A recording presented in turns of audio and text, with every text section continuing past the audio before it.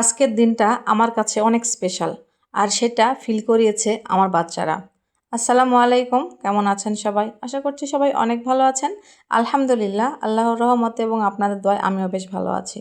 সকালবেলা টিউশন থেকে ফিরে দেখতেছি আয়াতবাবু ঘুমাচ্ছে, তো ওকে একটু আদর করে দিলাম।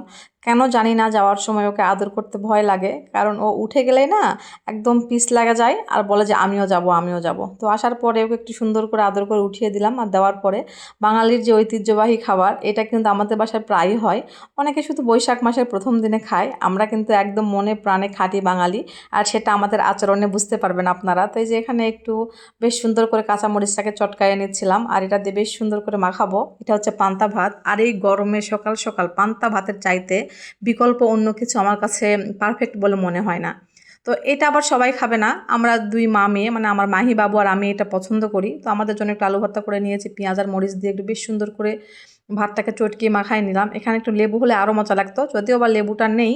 অনেকে বলতে পারে যে বাজারে আছে, তো বাজারেরটা কেন কিনে খাবো? আমার বাগানেই তো কয়েকদিন পরে হবে, তাই না? তো বাগানে যখন হবে তখন খাবো। তো এখানে একটু আলু ভর্তা নিয়ে নিলাম, আর এইটা দিয়ে খেতে যা মজা লাগে। তো আপনারা কে কে পছন্দ করেন অবশ্যই কিন্তু কমেন্টে জানাবেন। তবে হ্যাঁ, যেটা বলছিলাম, আমাদের বাসাতে আমি আর আমার বড় মেয়েটাই শুধু পান্তা ভাতটা খাই। আর দুজন যারা আছে তাদেরকে আমরা অফিসার বলি, কারণ ওরা এইসব খাবার খায় না।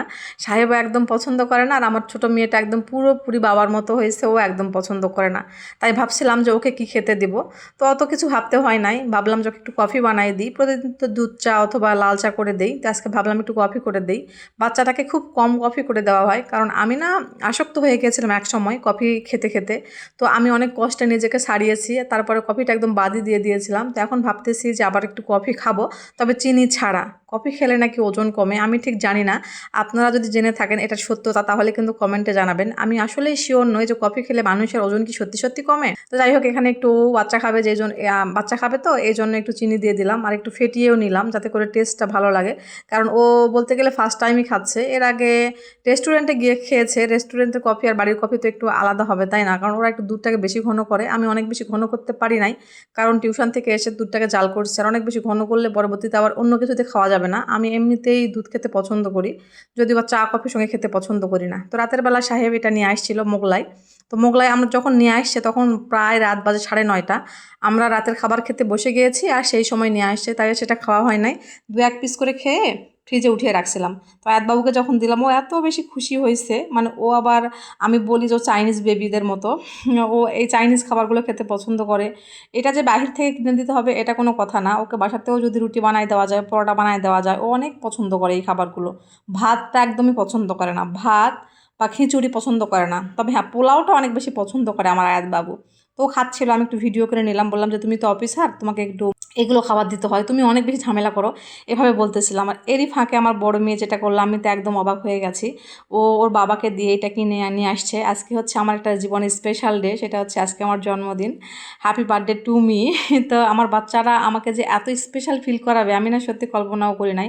ওর বয়স 11 বছর, ও কিন্তু কখনো দোকানে একাই যায় না, তাই নিজে নিজে কিনতে পারে নাই। তো কালকে নাকি ওর বাবাকে দিয়ে রাতের বেলা কিনে আনছে।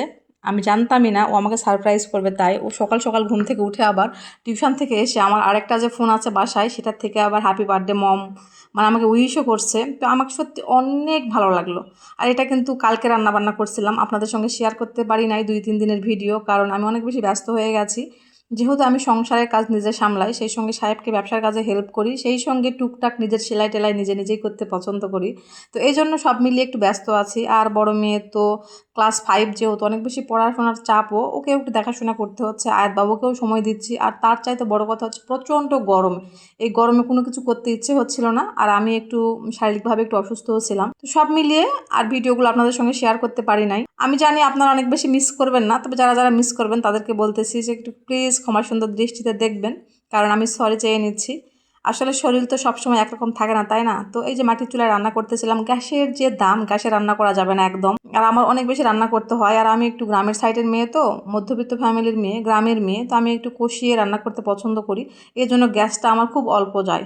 তবে হ্যাঁ, বাহিরের এই মনোরম পরিবেশে বসে রান্না করতে আমার কিন্তু অনেকই ভালো লাগে, একটুও কষ্ট লাগে না। আর সত্যি কথা বলতে, বাসার মধ্যে রান্না করার চাইতে বাহিরে রান্না করা আমার কাছে মনে হয় অনেক বেশি আরামের। কারণ অনেক বেশি বাতাস হয়, ঠান্ডা বাতাস, একদম মন শরীর সবই জুড়িয়ে যায়।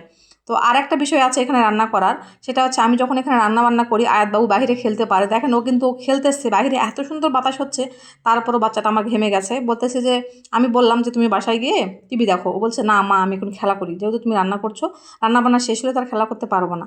তো রান্না বান্না করে ফেলছি, আজকে অনেক কিছু রান্না করছি আলহামদুলিল্লাহ, চুলাতেই সব কিছু করছি। এই যে এখানে আম ডাল করছি, এই গরমে আম ডালের বিকল্প কোনো কিছু হতে পারে না, সাদা ভাত, আম ডাল, সেই সঙ্গে হচ্ছে আমার খুবই পছন্দের ডুমুরের ভাজি, আর মুরগির মাংস রান্না করছি সবার জন্য, বাচ্চাদের জন্য বিশেষ করে। তো কেমন লেগেছে ভিডিওটা অবশ্যই কমেন্টে জানাবেন, ভালো লাগলে লাইক কমেন্ট শেয়ার করে দিবেন, আমাদের জন্য দোয়া করবেন। সবাই ভালো থাকবেন, সুস্থ থাকবেন, সবার সুস্বাস্থ্য কামনা করে আজকের মতো এখানে বিদায় নিচ্ছি। আল্লাহ হাফেজ, আসসালামু আলাইকুম।